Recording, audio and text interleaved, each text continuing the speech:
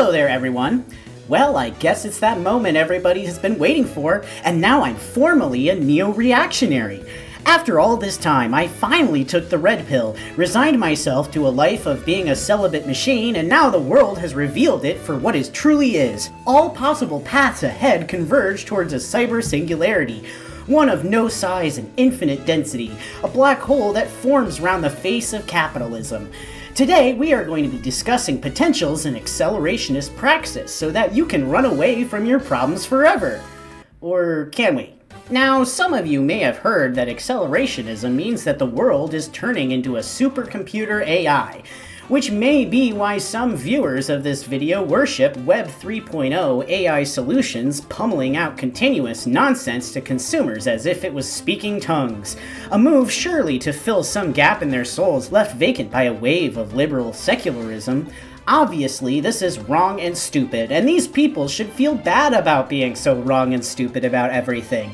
I bet they don't even believe they are gay. Besides the excuse for computer masochists to worship a deterritorialized despot while expressing their increasingly repressed libidinal homosexual desires in an economy that never considered them as being capable of feeling anything meaningful in their lives, it ultimately serves no other purpose but to feed into a collective hedonistic death drive and distract ourselves from the real accelerationist discussion capable of actual praxis. Sonic the Hedgehog. Now you might ask, Sonic the Hedgehog? Isn't Sonic a fictional character?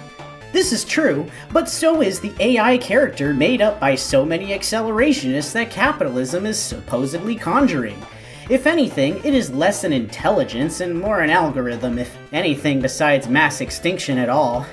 Either way, in this sense, both entities exist in the same kind of social territories, fictional creations that can find themselves occupying the real world through postmodern human discourse.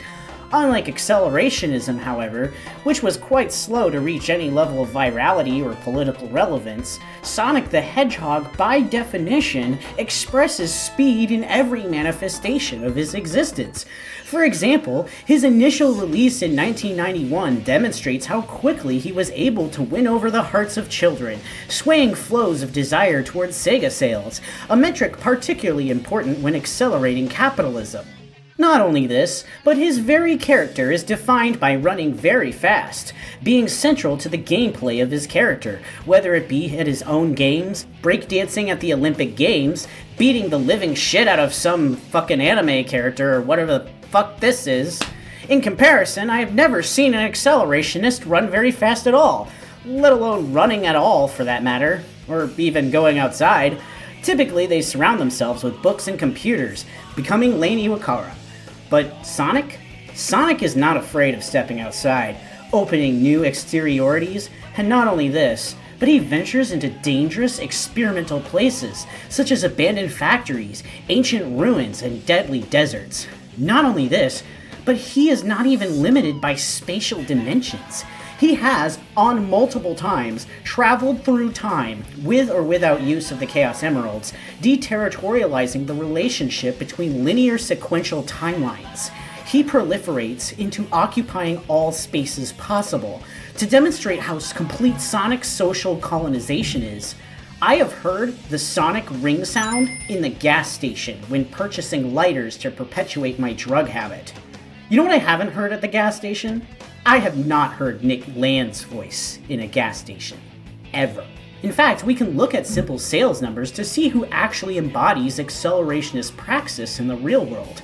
According to Tails Channel, the Sonic the Hedgehog franchise has moved over 1.7 billion unit sales in the fiscal year of 2024.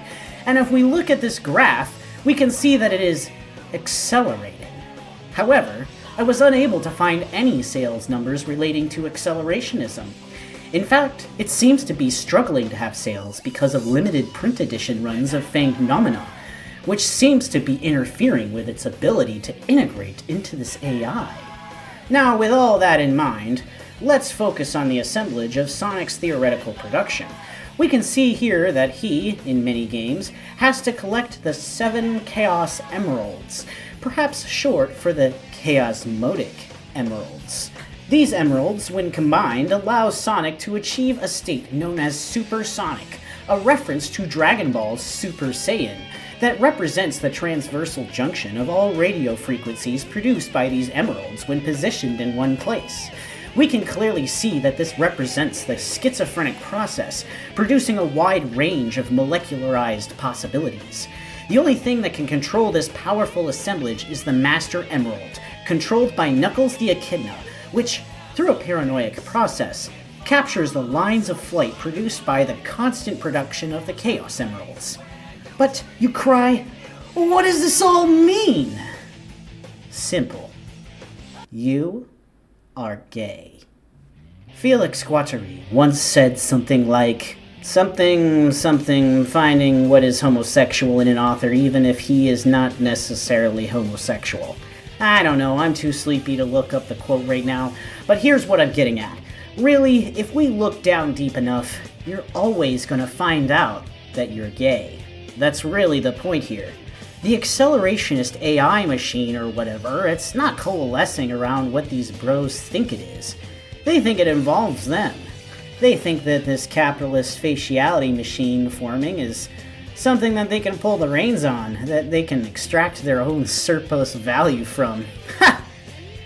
But really, they are children who have no idea what they are talking about to be dragged into its gaping maw.